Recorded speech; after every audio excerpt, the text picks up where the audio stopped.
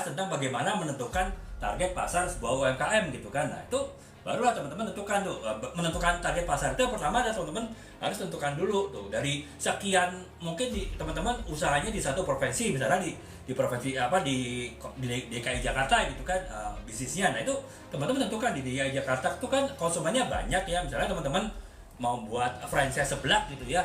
Nah, itu kan banyak pasti konsumen seblak itu macam-macam gitu kan. Ada yang suka pedas, ada yang nggak suka pedas, ada yang suka asin, ada yang suka menunya besar, ada yang suka menunya sedikit, ada yang suka rasanya begini, ada yang suka topping ini, ada yang suka topping itu. Nah, itu kan pasti ada yang suka mahal, ada yang suka murah. Jadi kan itu kan banyak ya pasar itu, teman-teman harus tentukan dulu itu kan apa pasar itu seperti apa, menentukan minat masing-masingnya seperti apa. Kemudian setelah itu kan yang pertama. Kemudian bab mengenai memilih konsumen. Yang kemudian kedua tentukan, kemudian teman-teman yang kedua bagaimana melakukan research. Jadi dari sekian banyak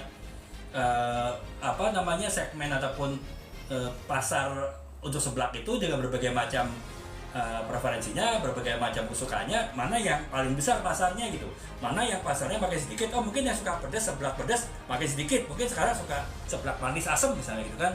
Nah, itu kan tren ya, itu adalah tren pasar. Itu teman-teman harus melakukan riset kan. Nah, itu kemudian jadi bagaimana teman-teman melakukan riset gitu, sampai jadi secara detail teman-teman.